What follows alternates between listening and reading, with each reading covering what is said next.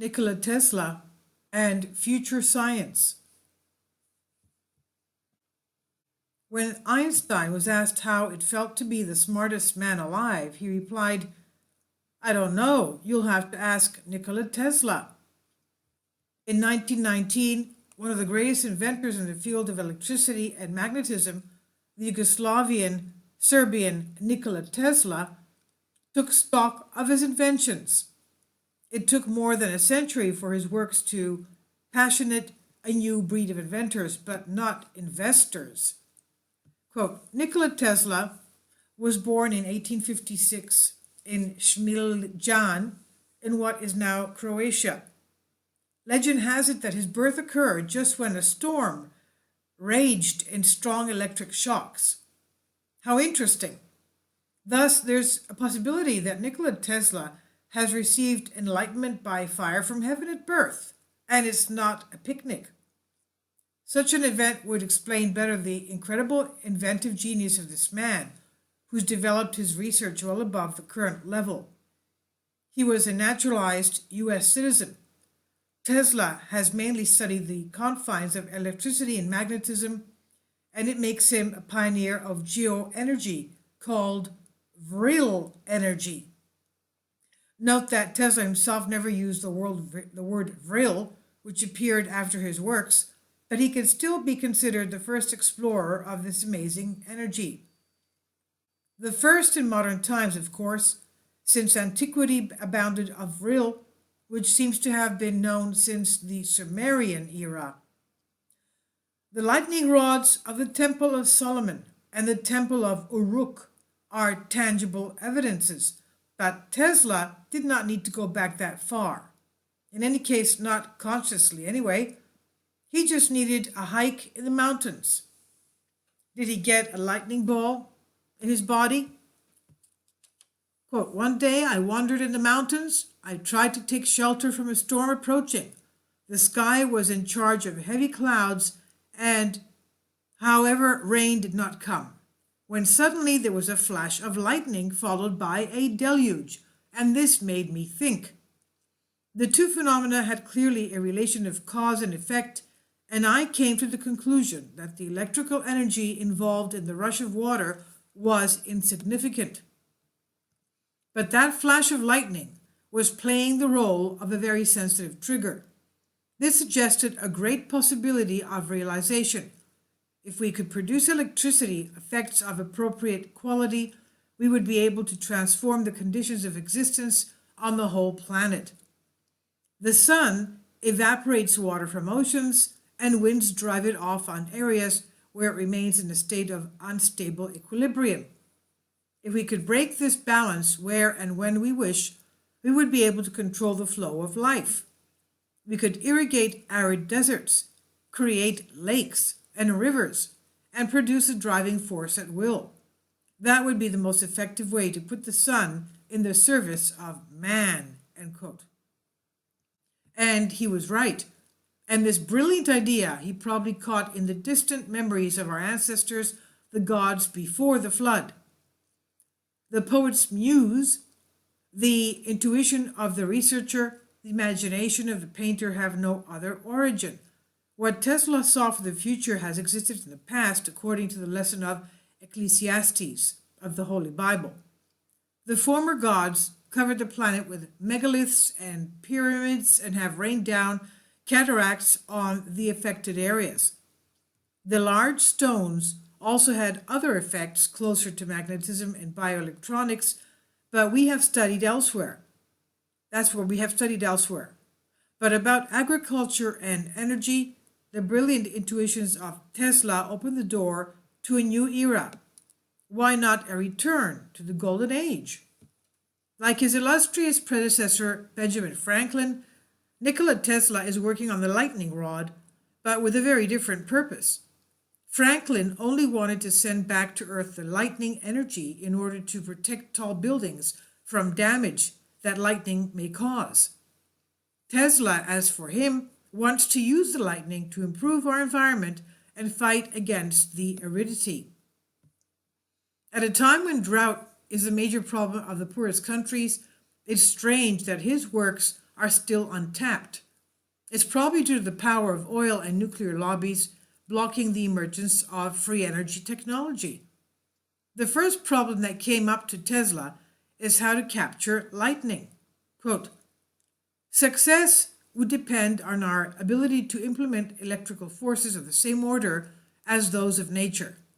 Back in the United States, during the summer of 1892, work began which were for me all the more motivating than similar means were necessary for the success of wireless communications, end quote. That is how he embarked on the construction of his famous Tower of Wardenclyffe in Long Island, New York. Its purpose was twofold: to serve as conduits for telegraph and telephone, and to serve as an emitter of atmospheric energy.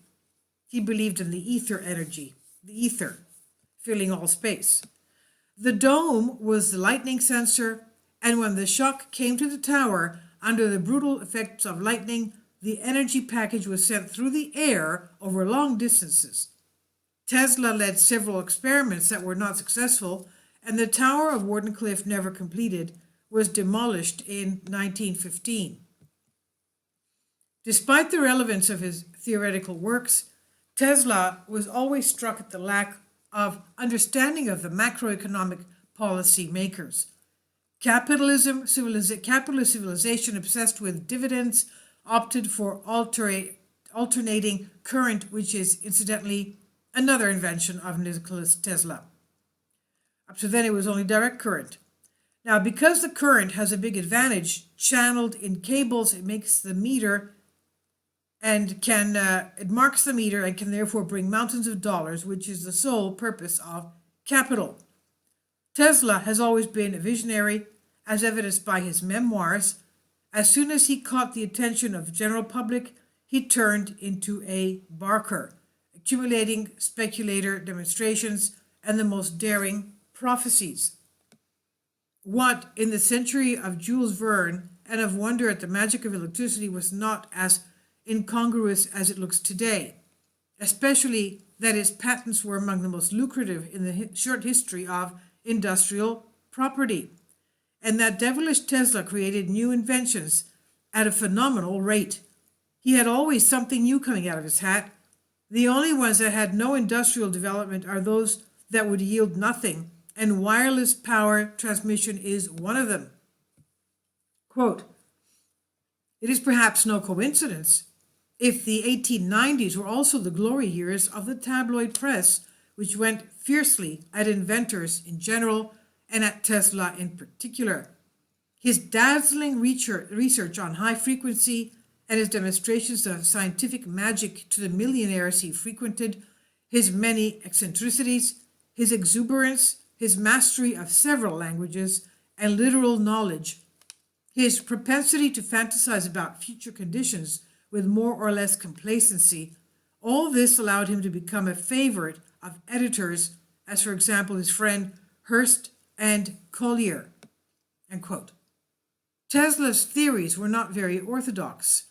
He developed his idea of wireless energy transfer in 1891, when the system of production and distribution of energy that currently prevails was falling into place. No one at the time was ready to invest in the system that would provide free energy. Basically, a simple idea: to bring energy as messages through the air.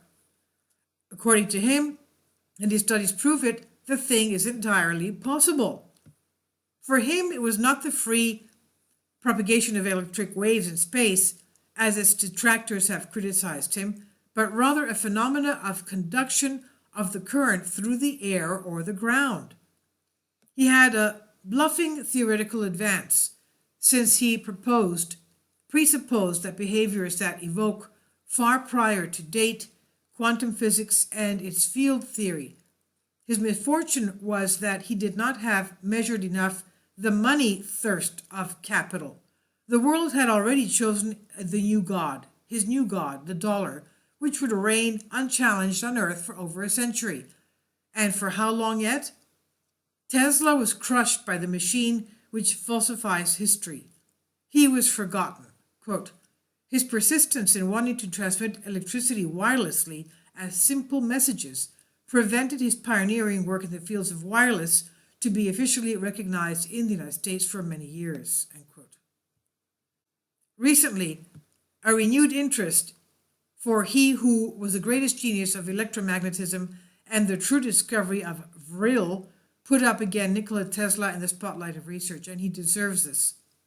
Tesla's inventions, especially in the field of wireless, had more than a century of advance. They are those that will allow us to start a fairer, more varied, more exciting world.